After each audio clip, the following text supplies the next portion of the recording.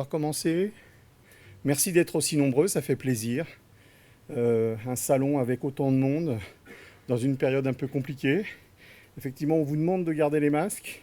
Nous, par des soucis de compréhension, on est à une distance à peu près raisonnable. On va les retirer si vous le voulez bien. Si ça pose un problème, vous le dites, on remet, mais je pense que ça va être plus simple de faire ça comme ça. Et puis vous allez avoir nos visages avec des réactions.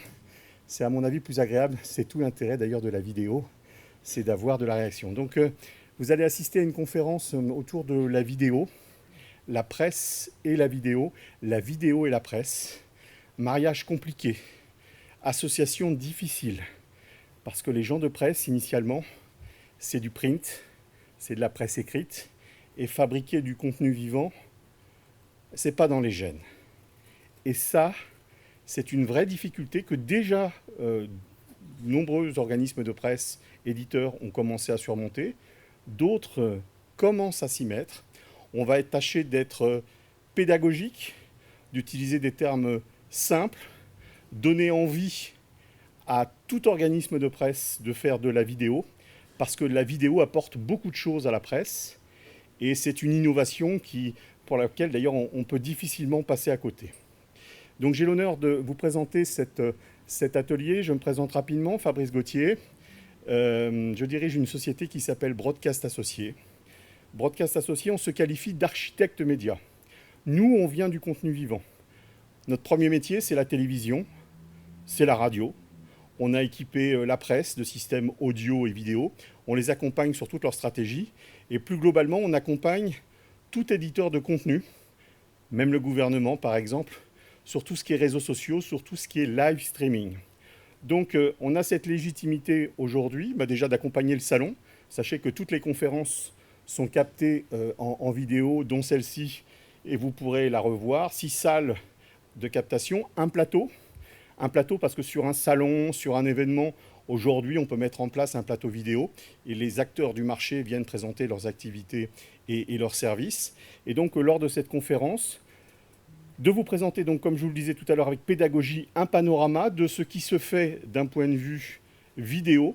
On a invité 2 éditeurs aujourd'hui qui ont 2 visions, 2 stratégies complètement différentes dans la façon dont ils utilisent la vidéo. Et puis pour faire de la vidéo, il faut des outils. Et comme je l'ai dit en introduction, ce n'est pas inné pour les gens de presse de faire de la vidéo. Donc il faut des outils de production simples, accessibles, parce que des outils de production, il y en a pléthore, mais des outils de production où, venant de la presse écrite, on est capable tout de suite d'être opérationnel et de faire des choses de qualité, eh bien, il n'y a pas tant d'acteurs que ça. Mais il y a des acteurs français qui sont très bons. Et puis, on va parler aussi à un moment monétisation. Ça, c'est absolument essentiel. On n'est pas bénévole. Il y a peut-être des bénévoles dans cette salle, mais la plupart du temps, c'est un métier, c'est une profession. Donc, il faut aussi mettre des chiffres, mettre une économie derrière cette activité de vidéo qui est nouvelle. Voilà. Donc, on va faire les présentations et je vais même les laisser se présenter. On va être galant, on va commencer par le premier intervenant. Bonjour, je vous laisse vous présenter. Alors, je suis... Ah oui, c'est bon, ça marche. Bonjour à tous, enchantée, je suis Marion Bastien, je suis directrice contenu chez PlayPlay.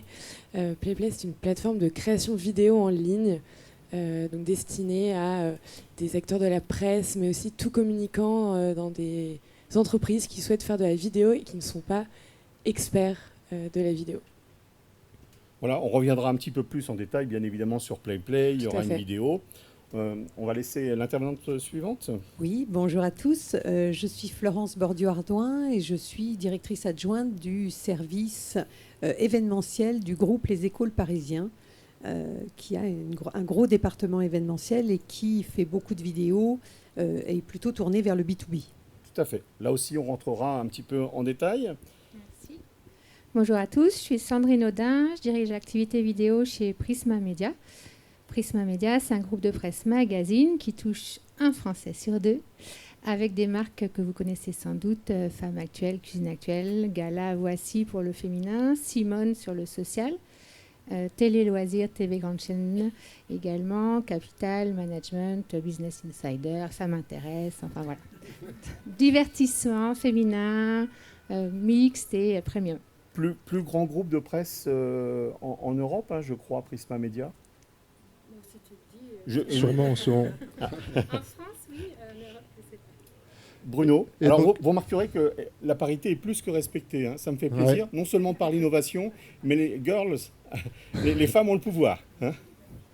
Voilà. Et donc Bruno Geoffrey, donc moi je dirige Digiteka, qui est une adtech française spécialisée dans la vidéo, depuis la captation jusqu'à la monétisation, uniquement à destination donc, du monde des médias, présente voilà, en France, en Belgique et en Angleterre, à Londres. Voilà.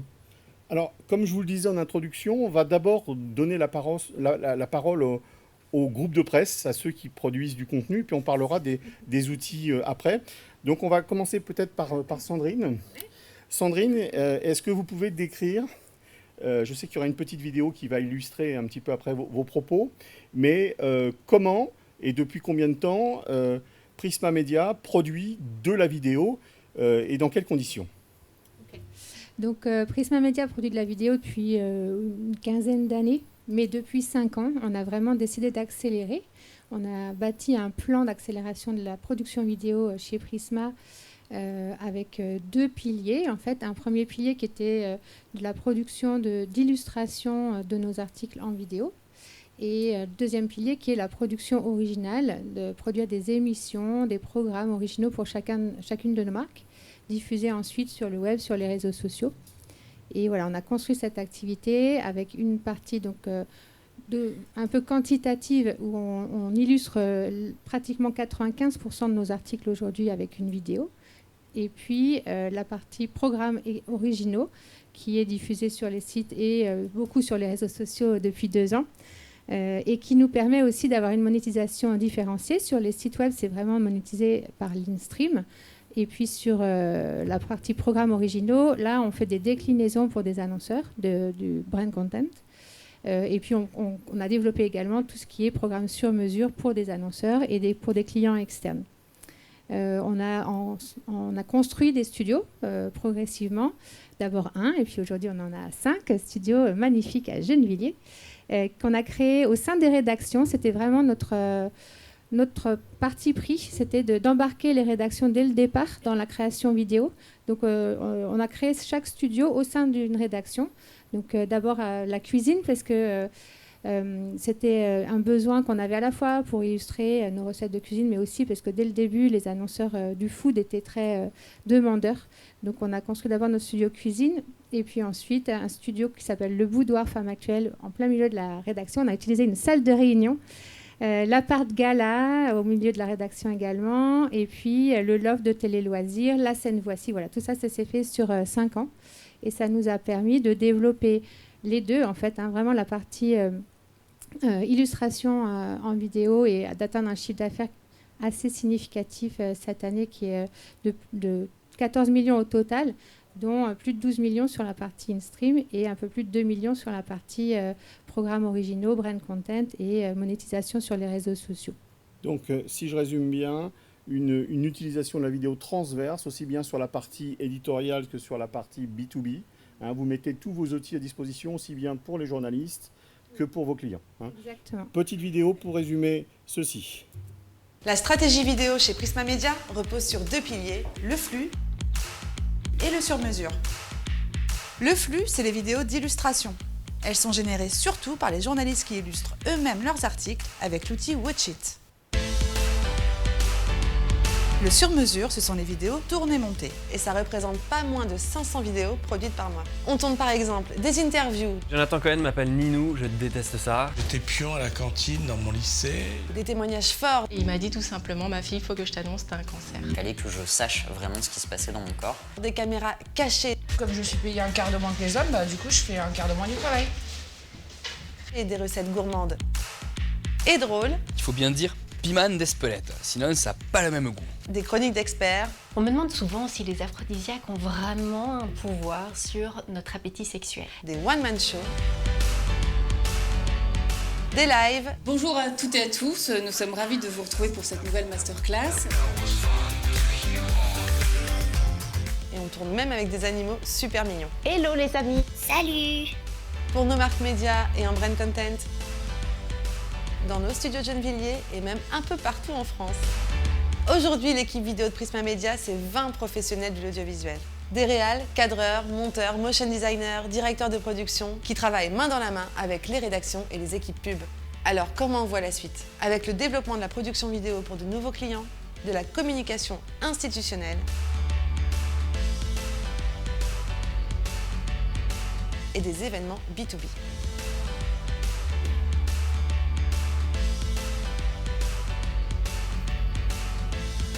Et on ne compte pas s'arrêter là.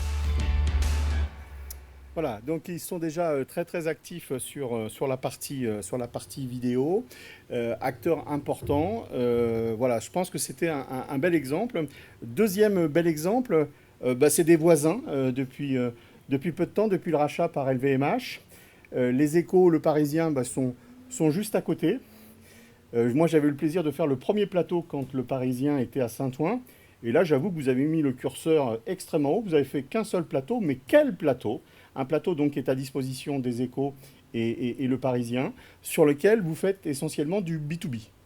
Oui, tout à fait. Alors, c'est vrai qu'on a la chance, on est arrivé il y a 5 ans, juste à côté, au 10 Grenelle, et on avait déjà des studios à Saint-Ouen et sur Paris, au siège des Échos.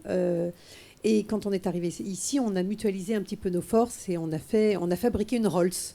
Alors la Rolls, le problème, c'est qu'on ne savait pas tout à fait la conduire au tout début, mais on a vraiment un plateau de télé idéal pour toutes les rédactions qui utilisent bien entendu ce studio autant qu'ils le souhaitent pour faire des émissions, les retranscrire sur nos sites internet, que ce soit leséchos.fr ou leparisien.fr.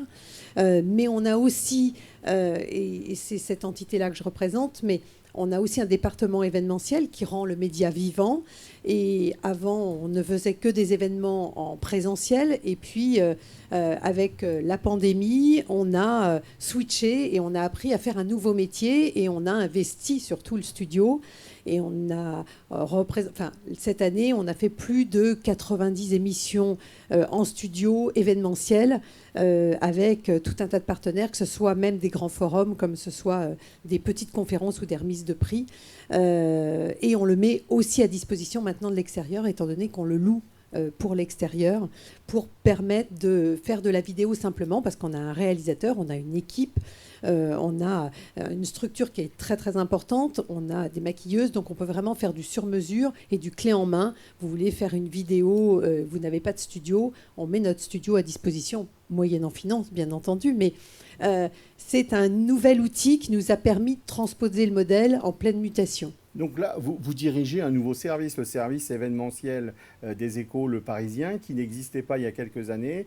Et la vidéo vous a permis donc de fabriquer tous ces nouveaux brand content, on peut appeler ça des contenus de marque? Tout à fait, des contenus de marque, parce que c'est souvent animé par les journalistes de nos rédactions.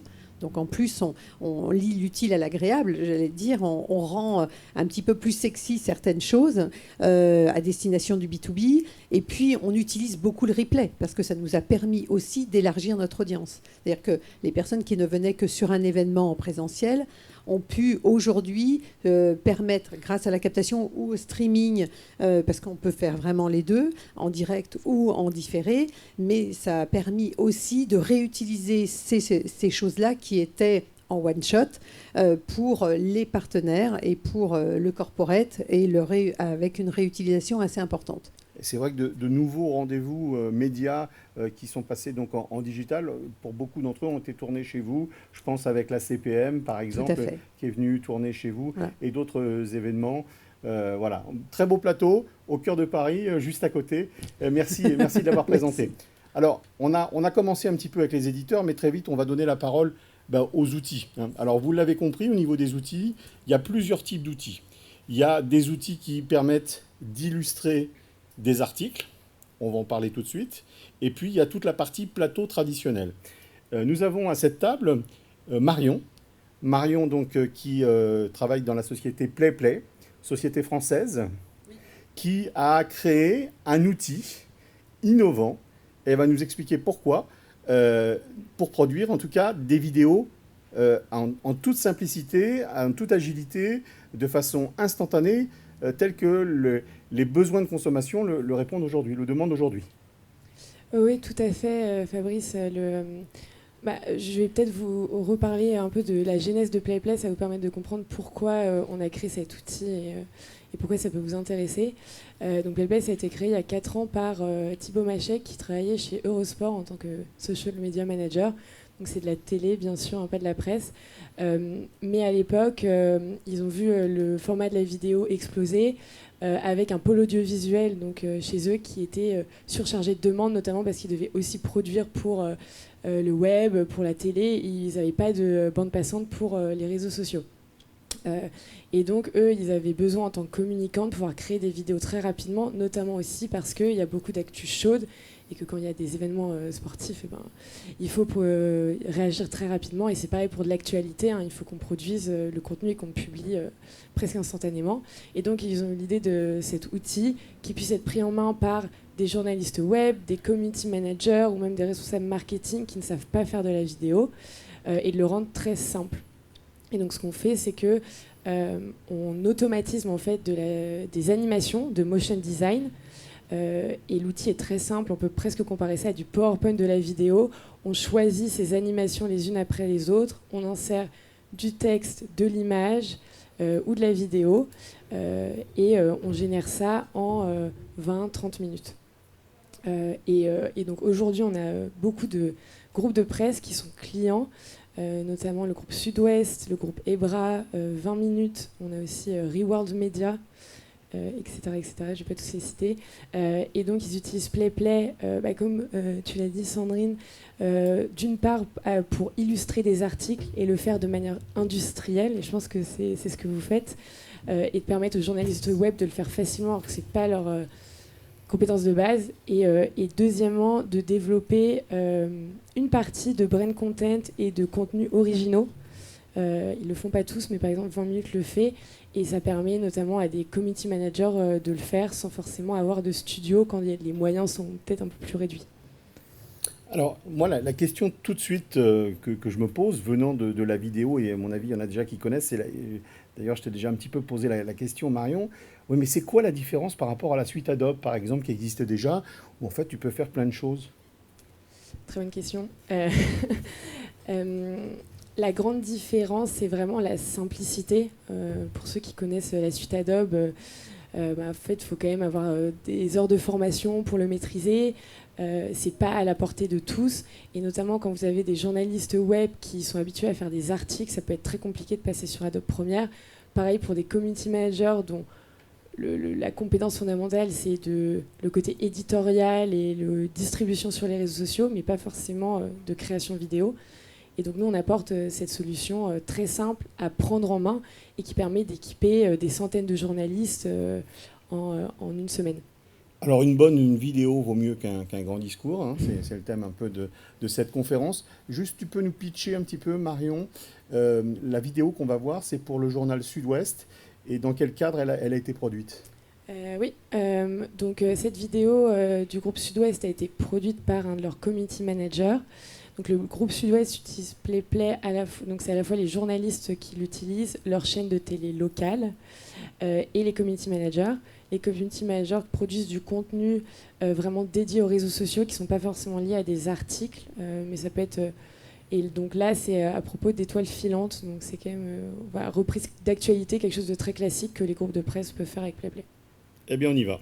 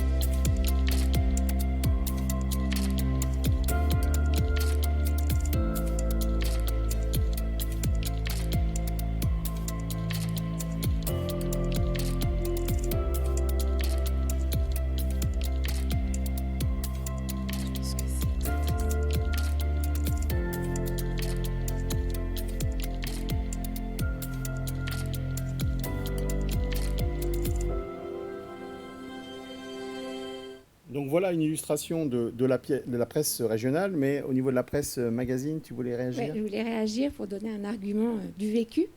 Quand on a créé notre activité vidéo, le plan d'accélération dont je vous ai parlé il y a 5 ans, on a commencé avec des équipes mixtes, avec un background éditorial et technicien de l'audiovisuel, et on utilisait Premiere.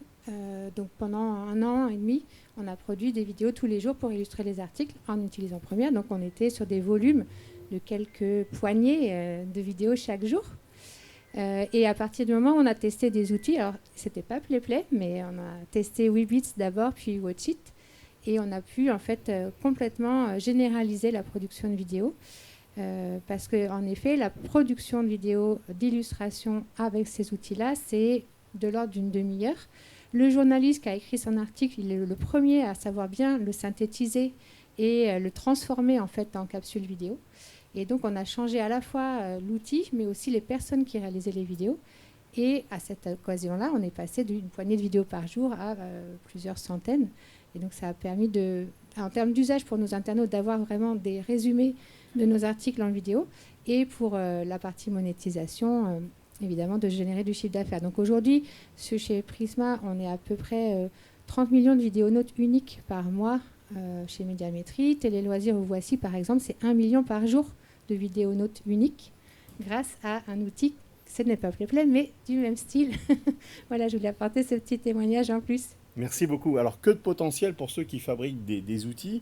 Je vais vous présenter encore une autre société française qui s'exporte, je crois d'ailleurs en Belgique, en Angleterre, avec déjà une filiale qui est implantée.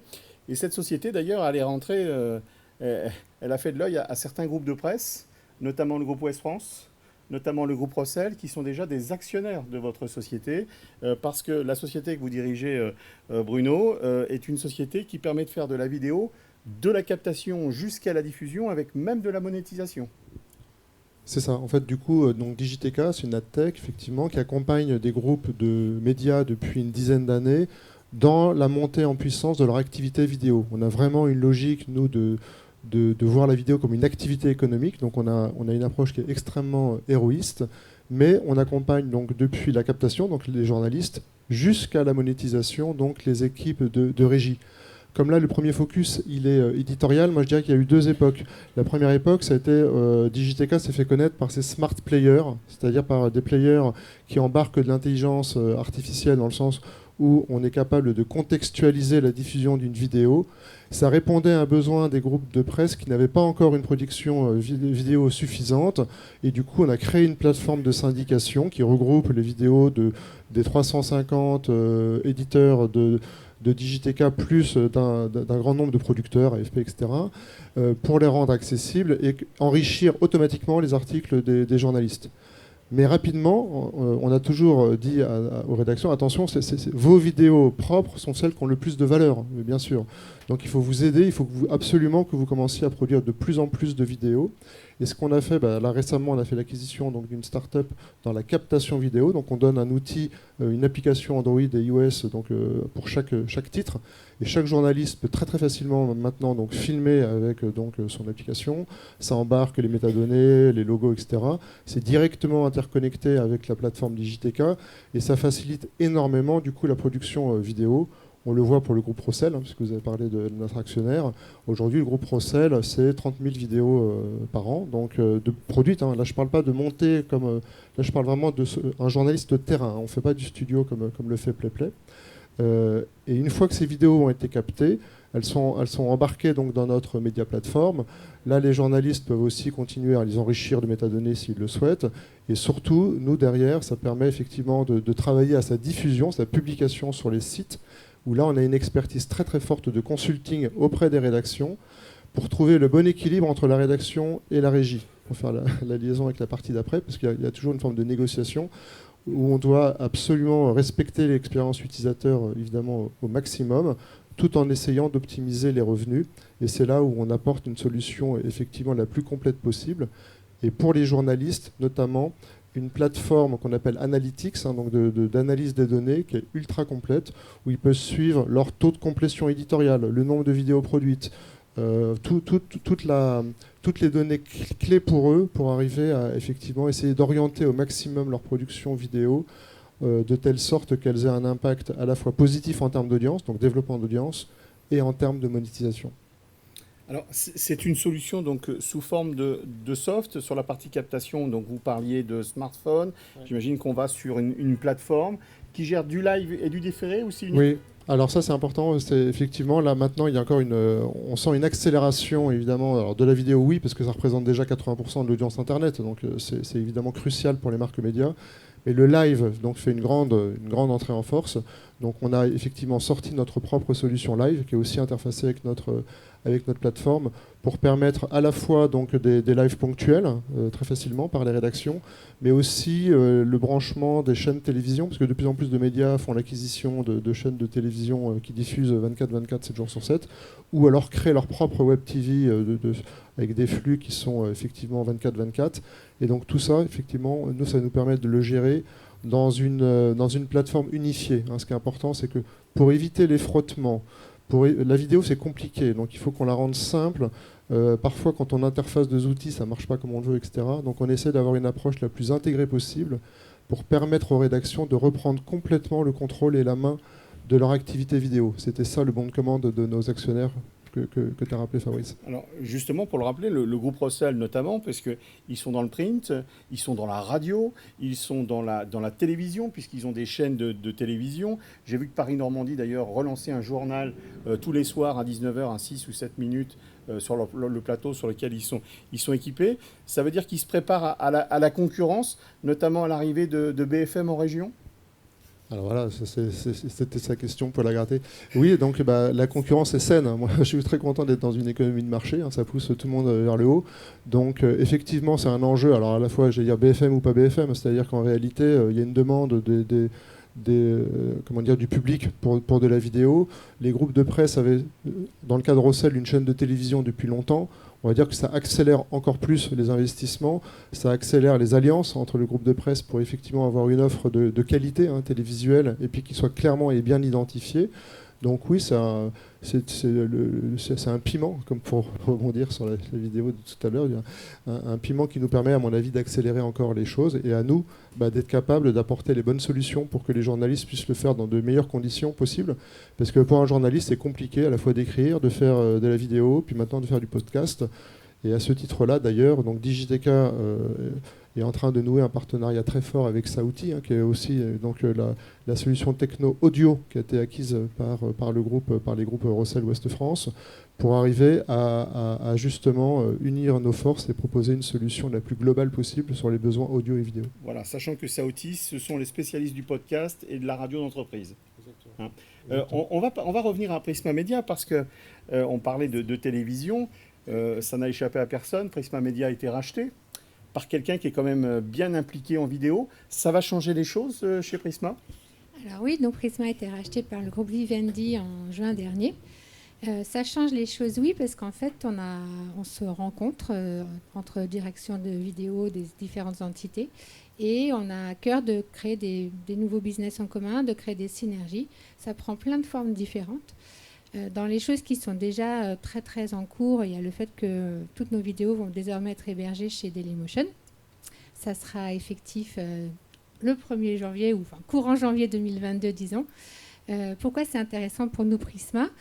C'est que déjà, en termes de modèle économique, Dailymotion n'a pas le même modèle que notre hébergeur précédent. Et donc, on a une rémunération qui est liée à l'inventaire, en fait, qui va être monétisé par Dailymotion. Notre régie reste la monétisation, bien sûr, mais l'inventaire non vendu par Prisma sera vendu par Dailymotion. Et donc, on a du chiffre d'affaires additionnel qui va être généré en 2022 et des coûts d'hébergement qui seront différents, beaucoup moins importants. Donc, c'est très intéressant pour nous deux. Pour Dailymotion, c'est aussi d'avoir des acteurs, des contenus de qualité. Bien sûr, sur Dailymotion, on va diffuser en priorité nos contenus originaux. Même si on diffusera l'ensemble, mais ceux qui seront mis en avant seront les contenus originaux. Et puis d'autres synergies envisagées, c'est des collaborations avec Canal de plein de sortes. Il y a plein de pistes qui sont à envisager en ce moment. Tous nos studios ont été visités par les différentes sociétés du groupe Vivendi et on les a trouvés super. Et voilà, on a commencé à produire des contenus plutôt en mode B2B pour l'instant pour des entités de Vivendi dans nos studios. On a, nous, la chance d'avoir des équipes, en fait. Vous l'avez vu dans la petite vidéo, une vingtaine de collaborateurs aujourd'hui. Delphine, qui présente la vidéo, c'est une des directrices de production. Et on a aussi des cadreurs monteurs, des motion designers. Donc, on a nos propres équipes de production et on a nos locaux, ce qui nous permet de proposer, en fait, aux sociétés du groupe Vivendi de produire pour eux. Et puis, il y a d'autres projets qui sont en cours sur la monétisation, mais je saurais moins bien en parler. Donc, voilà, c'est beaucoup de synergie, beaucoup de projets en commun. Ce qui est sûr, c'est que c'est deux grands groupes qui se sont mariés et qui, effectivement, aujourd'hui, font un acteur majeur du marché et à la pointe de l'innovation, et notamment autour de la vidéo. Je voudrais revenir aux Échos Le Parisien. Alors, c'est pareil, vous avez un actionnaire qui est quand même assez connu, LVMH, je crois, quelque chose comme ça. Il y a des synergies, notamment autour de la vidéo, avec LVMH. Oui, alors les maisons chez LVMH, c'est énormément de maisons et on travaille tous un peu en silo quand même. En revanche, LVMH vient faire, la holding vient faire des vidéos dans notre studio pour les métiers de l'excellence qu'on a fait et qu'on va refaire au mois de mars. D'autres maisons comme Dior, comme Givenchy viennent aussi. Alors, on a d'autres studios ailleurs dans les autres maisons, mais c'est vrai que dans le groupe de presse, comme on est le seul groupe de presse du groupe LVMH, du coup, tout le monde sait aujourd'hui qu'on a ce studio-là et qu'ils peuvent même le louer parce que entre maisons, on se loue nos prestations. Mais comme tu disais, effectivement, quand on est un média et un publisher, on a l'avantage aussi d'internaliser, d'avoir nos outils, de pouvoir aller assez vite. Un journaliste qui souhaite tourner une vidéo n'a que prendre l'ascenseur et descendre dans le studio pour pouvoir intervenir assez vite et pour pouvoir diffuser aussi sur nos marques médias. On a des chaînes vidéo directement relayées sur les marques médias en homepage, donc ça va assez vite. Et c'est ça toute la logique aussi de notre travail en internalisant un studio au sein d'un groupe de presse, c'est d'aller vite. Aujourd'hui, on est dans l'immédiateté, on doit vite relater des informations et on peut assez vite réagir. Donc ça, c'est intéressant. Alors, on a ça sur les Échos, sur Le Parisien, mais on a aussi Connaissance des Arts, parce qu'on a un site culturel, on a Investir, qui est une marque boursière, donc on peut intervenir sur pas mal de choses, et plutôt en corporate, bien entendu. Mais au sein d'LVMH, qui était quand même un groupe impressionnant, qui pèse sur l'économie française et même mondiale, il n'y a pas de projet de transversalité sur la vidéo. Vous le disiez, c'est assez géré par silo. Radio, presse, est-ce qu'il n'y a pas de stratégie en ce sens au sein de LVMH parce qu'aujourd'hui, il y a des groupes comme Vivendi, par exemple, qui aujourd'hui se positionnent en réunissant leurs activités. Là, j'ai l'impression que chez LVMH, effectivement, comme vous le disiez, c'est vraiment par silo. Il y a des collaborations, mais il n'y a pas de projet à moyen terme peut-être de réunir des activités.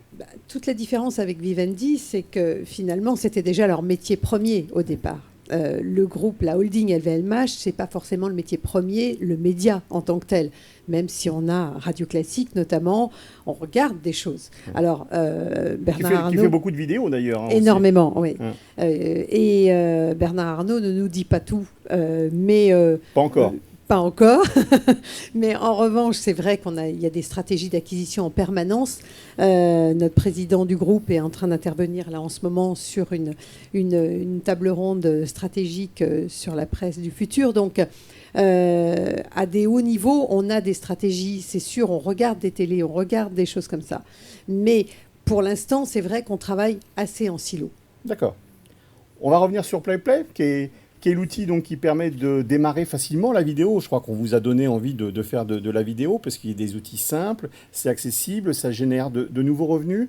Est-ce qu'on peut avoir un petit peu plus de détails sur PlayPlay, sur la façon dont ça fonctionne? C'est une licence, c'est un abonnement. Et puis surtout, peut-être avoir une palette un peu plus large que la presse autour des clients de PlayPlay, parce qu'il n'y a pas que la presse qui utilise PlayPlay. Non, en effet. Donc, pour revenir sur un peu notre modèle, donc c'est un outil accessible en ligne et ça, c'est très important et ça l'a été d'autant plus pendant les périodes de confinement, notamment pour les acteurs de presse qui avaient d'un coup des journalistes chez eux et pas forcément accès à tout ce qui était Adobe, et je sais que ça leur a été très utile. Et ensuite, on a un modèle particulier pour les acteurs de presse et de médias, parce qu'on sait que le volume de production est très important, et l'idée c'est d'équiper beaucoup de monde. Donc c'est un modèle avec des packs de vidéos et des paliers en fonction du nombre de vidéos produites par mois. Pour ce qui est des usages, rien que quand on regarde sur la presse, là on a beaucoup parlé de la production très éditoriale de contenu, mais en fait il y a aussi toute la partie marketing, quand on veut vendre des abonnements par exemple. Je prends l'exemple de Reworld Media qui l'utilise notamment pour ça. Ils ont un site qui s'appelle Kiosque Mag qui regroupe leurs différents abonnements, et donc ils utilisent PlayPlay pour faire de la vidéo dans le but d'acquérir des nouveaux abonnés.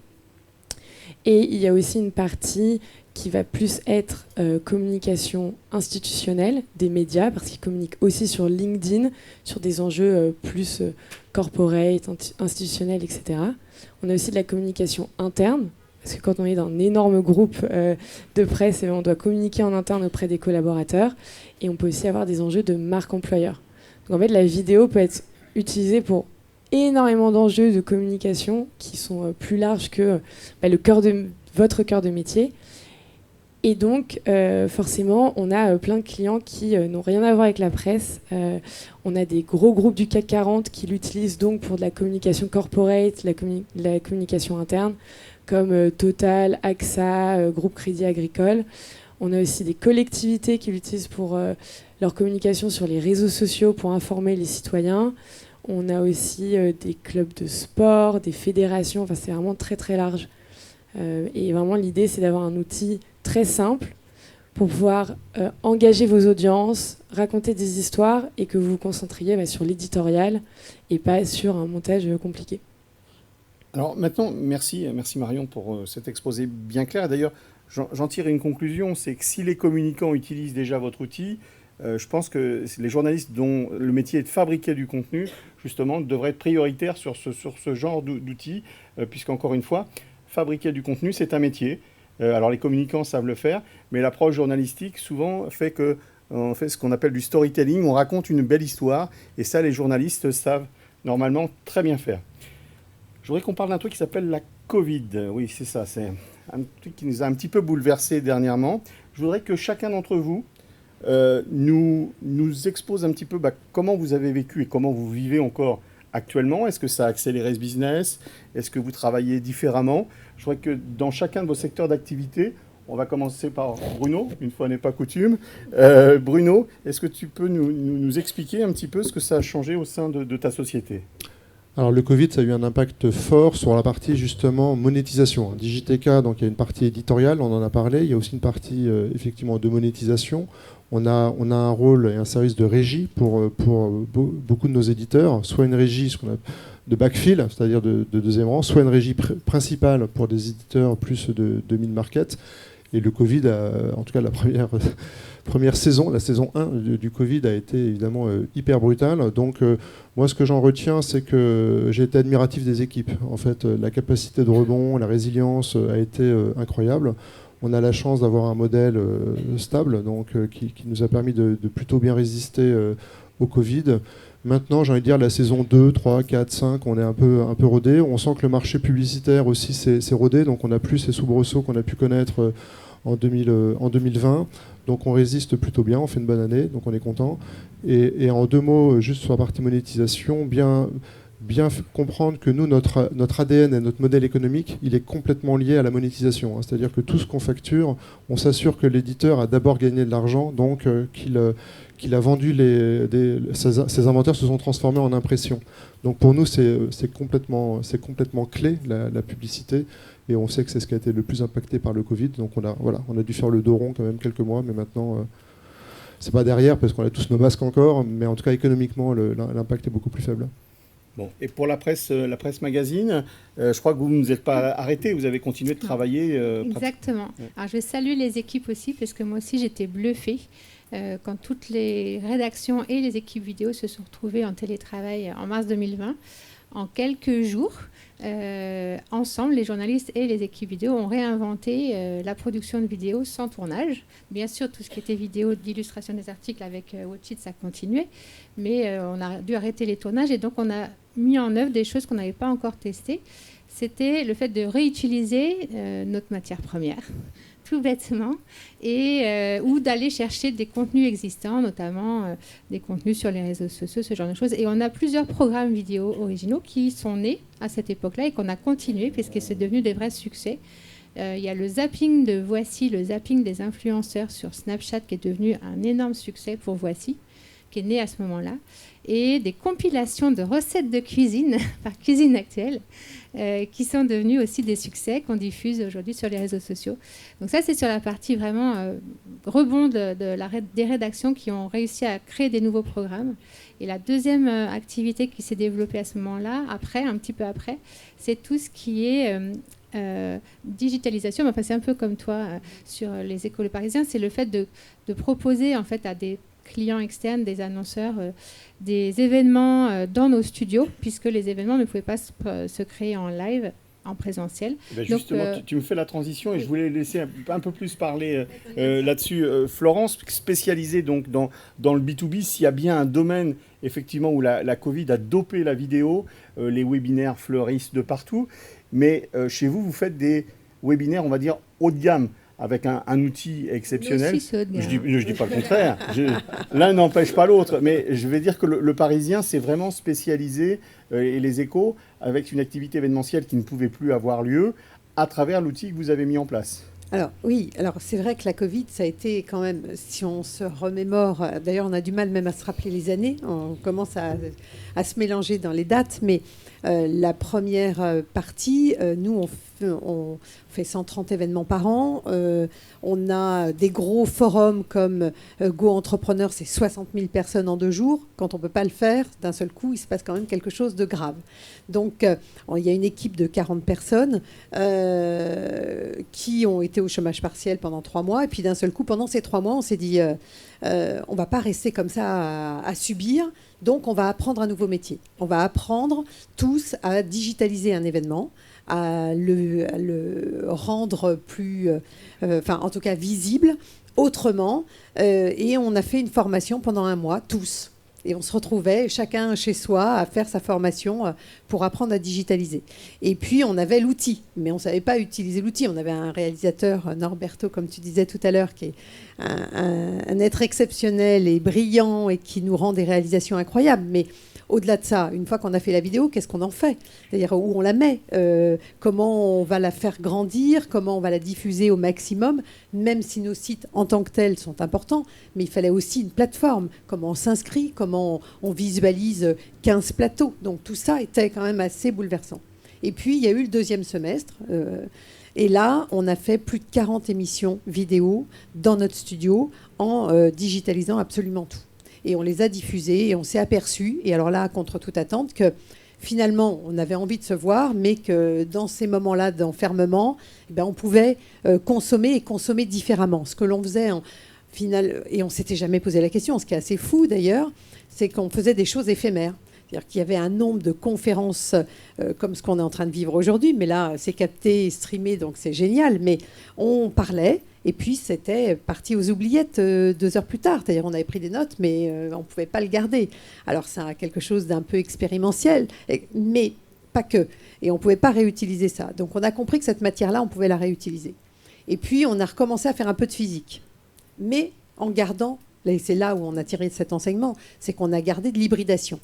Et on est parti quand même dans un axe un peu différent, c'est-à-dire qu'on a voulu tout faire. On a voulu faire du 100% présentiel et puis du 100% digital, faire de l'hybridation au maximum. Et là, on en a tiré des enseignements et on en tire des enseignements aujourd'hui. C'est que ça, c'était pas tout à fait la bonne solution. C'est-à-dire qu'on avait toujours la même audience, mais qu'on avait divisé en 2. On avait la moitié en digital, la moitié en présentiel. Mais on pouvait utiliser les replays. Et ça, c'était intéressant. Et dans la consommation de replays, on s'aperçoit que ça a explosé.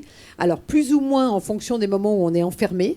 Quand on nous enferme chez nous, on a plus de temps que lorsqu'on est au bureau ou quand on revient au travail. Mais en tout cas, il y a un usage qu'on a découvert. Et ça, c'est plutôt intéressant. Et puis, au mois de juin dernier, le Go Entrepreneur de 60 000 personnes, on a pris le pari de se dire on va hacker notre bâtiment, on va demander à tous les journalistes de partir et on va monter des studios dans toute la maison.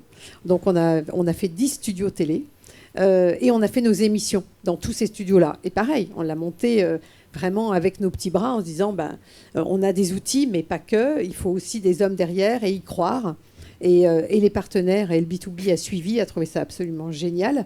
Alors on espère que ça ne va pas nous retomber dessus encore une fois. Hein. Donc quand même, on aime se voir. À vous écouter, on a l'impression que la Covid, c'est un truc génial. Ça nous permet d'innover. Non, ce qui est formidable, c'est que des entrepreneurs, des éditeurs, on a su tirer du positif d'une situation extrêmement négative pour tout le monde. Ça a dopé des innovations, une économie, des nouvelles façons de faire. Et ça, c'est vraiment très positif. On aurait mis 10 ans. On aurait mis 10 ans s'il n'y avait pas eu la Covid. Il a fallu qu'on se remette tous en mouvement et en se posant des questions où chacun, on est des maisons qui sont un peu pas forcément très agiles. C'est-à-dire, les Échos comme le Parisien sont des vieilles dames. Vous êtes peu nombreux, hein, vous êtes combien 1600.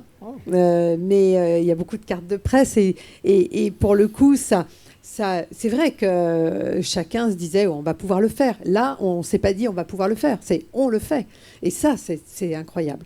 Et après, je pense qu'on va encore évoluer. On va encore avoir des usages encore différents. Mais ce qui est clair, c'est que l'image est plus forte que tout. Ça, c'est sûr. Et de l'image avec un contenu de qualité, ça permet aussi d'avoir une crédibilité importante. Et dans ces temps mouvementés, il est important que le contenu soit fort et bon et de qualité, et la vidéo également avec. C'est-à-dire qu'il faut vraiment un package haut de gamme parce que tout le monde peut faire une vidéo avec son iPhone, on est tous d'accord. En revanche, quand on fait du B2B, on a besoin d'un petit peu plus. On veut des synthés de qualité, on veut de la traduction, on veut être inclusif. Donc tout ça est important. Play. Vous étiez déjà innovant. Qu'est-ce que la Covid a pu vous apporter pour que vous soyez encore plus innovant ? Est-ce que je peux d'abord rebondir sur ce que tu disais, Florence ? Bien sûr. C'est hyper intéressant. Du coup, tu disais que voilà, il y avait qu'il fallait être dans le haut de gamme et sur le B2B, c'était très important et je suis d'accord. Et moi, ce que j'ai vu chez nos clients qui sont plutôt des médias vers du B2C, c'est que en fait, avec la Covid, le confinement, on a été habitué en fait à on a découvert des contenus qui étaient peut-être moins pro, des journalistes qui filmaient avec des smartphones, des interviews qui se faisaient à distance, et quand on voyait des vidéos de brut, de compagnie très pixelisées, en fait ça gênait personne et le contenu était là et les gens voulaient surtout beaucoup de spontanéité et du live, et j'ai l'impression que c'est quelque chose quand même qui est resté auprès des audiences, alors peut-être plutôt B2C. Oui, je suis d'accord avec toi. Mais ce qui est clair, c'est quand on est un média, il est important aussi d'être un peu tiré à quatre épingles. Tout le monde peut le faire, ça bien entendu. Mais nous, en tant que publisher, on se doit d'avoir quelque chose de qualité. Voilà. Et ça ne dénature pas du tout ce qu'on peut avoir dans la spontanéité, bien entendu. Mais en tout cas, nous, notre règle, et comme tu disais tout à l'heure, quand on appartient à un groupe tel qu'un groupe de luxe, ça va de pair aussi avec le média qui suit. Et d'ailleurs, quand la vidéo elle est produite par un groupe de presse, c'est une sorte de label. C'est une sorte de... On garantit la qualité via les Échos Le Parisien, via Prisma Media. C'est un peu ça aussi. Déjà, tu le disais, vos intervenants sont souvent des journalistes encartés. Oui. Donc, ils racontent une belle histoire. Ce ne sont pas des communicants. Donc, ils peuvent apporter une approche qui va faire que ces vidéos aussi vont générer de l'audience, parce que c'est bien beau de produire des vidéos, mais encore faut-il que ça soit des vidéos intéressantes. Et l'histoire qu'on raconte est essentielle. Le contenu est essentiel. Le contenu est essentiel et on s'aperçoit dans la consommation que c'est aussi ça que viennent chercher les internautes, l'audience, c'est-à-dire qu'ils veulent du contenu de qualité et donc avec une image aussi de qualité, bien entendu. Et notre studio, quand je disais qu'on avait une Rolls, c'est aussi ça, c'est-à-dire qu'on a l'avantage de pouvoir faire de belles choses et on ne pouvait pas faire moins. Voilà. On revient, Marion, parce qu'on t'a un petit peu interrompu. Alors, c'est super intéressant. Qu'est-ce que la Covid a changé ou a apporté chez PlayPlay ? Alors je vais parler très rapidement de PlayPlay, après je vous parlerai plus de comment ça a impacté nos clients parce que je pense que ça vous intéresse plus. De notre côté chez PlayPlay, en fait on a eu un rythme de dingue et je pense que c'était la même chose pour vous. On parlait des webinars, nous on avait vraiment le souci d'accompagner nos clients et de les aider dans ces moments un peu compliqués et aussi ils avaient plus de temps parce qu'il y a des activités qui étaient un peu à l'arrêt. Donc on s'est mis à faire un webinar par semaine pour les aider sur des sujets de vidéo. C'était très intense. Et en fait, c'était un moment où notamment les grosses entreprises ont compris l'importance de la communication interne dans ces moments de crise, et notamment quand les gens sont à distance. Et donc on a eu beaucoup de nouveaux clients. Donc ça a été très intense de notre côté et positif entre guillemets, hein, bien sûr, parce que c'était clairement pas un bon moment pour nous tous. Et du côté de nos clients, je rejoins complètement ce que disait Sandrine, parce que je pense que vous êtes très similaire à certains de nos clients. Il y a eu beaucoup de créativité. Quand on a des journalistes qui se retrouvent parfois chez eux sans pouvoir aller dehors, il faut créer des nouveaux formats. Donc par exemple, Nice Matin c'était un journaliste qui avait fait le journal du confinement avec un ton très humoristique où il se filmait chez lui et il montrait juste son quotidien. Vraiment, je pense que personne n'aurait eu cette idée avant le confinement. Ou 20 minutes qui a développé beaucoup de formats originaux. Donc ça va être le film de la semaine à regarder chez soi, ça va être le décryptage éco, etc., etc. Et donc il y a eu beaucoup de créativité, d'inventivité. Et ce qu'on a vu aussi, c'est beaucoup de nos clients qui étaient très concentrés sur le contenu d'illustration. En fait, ils se sont rendus compte que les gens consommaient tellement dans cette période-là et qu'il y a vraiment une guerre du contenu. Il faut capter l'attention, il faut avoir du contenu de qualité, original, qui soit différenciant. Et du coup, ils ont vraiment commencé à ce moment-là à créer des contenus en propre. Et donc, c'est ce dont vous parliez, des émissions qu'on retrouve nulle part ailleurs. Parce qu'en effet, quand on couvre une actualité, c'est intéressant, on peut avoir un point de vue un peu différent, mais en fait, la vidéo peut être la même chez Ouest France, chez Sud-Ouest, chez 20 minutes, alors que du contenu original, là, ça fait vraiment la différence. Le salon s'appelle La Presse au futur. On a vu votre présent, déjà, il est très présent en vidéo.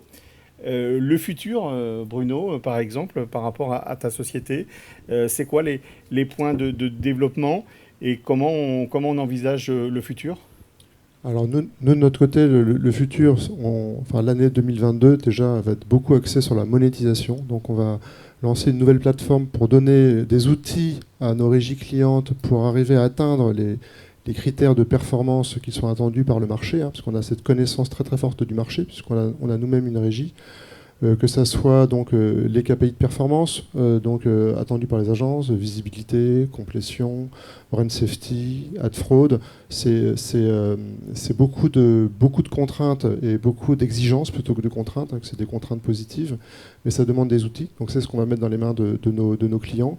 Ça c'est la partie monétisation. Et sur la partie éditoriale, de plus en plus la télévision. Donc nos éditeurs nous challengent sur justement c'est quoi le player web TV. C'est-à-dire quand on va sur un site média, moi ça m'épate toujours de me dire 80% du trafic se fait en vidéo. C'est pas toujours flagrant quand on arrive sur un site média. Donc quel est le player qui va pouvoir aider justement à donner toute sa place à la vidéo dans une expérience utilisateur la plus positive possible et avec une alliance très forte entre justement l'article et la vidéo pour que tout ça ne forme qu'un, et notamment une expérience mobile qui soit la plus satisfaisante possible. Donc c'est là-dessus qu'on travaille beaucoup. Et on le travaille en workshop avec nos éditeurs, puisque une de nos particularités, c'est qu'on crée des workshops qui assemblent plusieurs membres, enfin plusieurs éditeurs. On les rassemble et on les écoute beaucoup. Et on adore en fait animer ces workshops parce que la vérité, elle est dans ce que nous demandent nos clients. On le prend en compte et puis on essaye de le traduire en outils. Donc il y a possibilité de discuter avec tes équipes. Vous êtes exposant. On rappelle le numéro de stand. À l'entrée. À l'entrée, juste à l'entrée à droite. C'est pas si grand. Merci beaucoup. L'avenir pour Prisma Media, on a bien compris que c'était un mariage avec Vivendi, qu'il y avait des choses qui se décidaient en ce moment. Oui, il y a de ça. Et sur la partie quantitative, on va travailler sur des projets d'industrialisation avec de l'intelligence artificielle, d'automatisation, en fait, de création de vidéos automatisées. On a déjà commencé avec l'horoscope, par exemple. Tous les jours, on a les 12 signes sur Femmes Actuelles, on a automatisé. Bien sûr, on a notre astrologue qui rédige les consignes du jour, mais les vidéos sont automatisées. On a d'autres projets dans ce goût-là avec toutes nos données structurées. Ça, c'est pour la partie quanti, et sur la partie quali, bien sûr, les synergies avec Vivendi et la production d'événements et de vidéos pour des clients dans nos studios. Merci. Pour les Échos et Le Parisien? C'est de jamais s'arrêter. C'est de faire encore mieux. De faire encore mieux et puis de faire découvrir notre studio pour ceux qui ont besoin d'un local, c'est-à-dire en tant que tel. Donc vous n'êtes pas sur le salon, mais alors c'est juste à côté. C'est juste à côté. C'est à 20 mètres. Oui, donc ceux qui sont intéressés, c'est tout à fait possible. On vous fera visiter. On va terminer avec PlayPlay. Alors vous aussi, vous êtes exposant sur le salon. C'est pas la première année d'ailleurs qu'on vous voit ici. Non.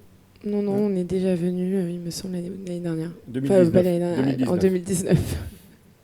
Tout à fait. Alors, et je ne me souviens pas du numéro du stand, mais je pense qu'il doit être sur... C'est pareil, c'est dans l'espace exposant, c'est au -1. Voilà, vous ne pouvez pas vous tromper. Merci en tout cas d'avoir fait ce panorama. Je pense que c'était assez pédagogique. Je pense qu'on a intéressé l'Assemblée parce que pratiquement tout le monde est resté. Merci encore. Et puis faites de la vidéo parce que la vidéo, c'est à coup sûr l'avenir. Merci beaucoup.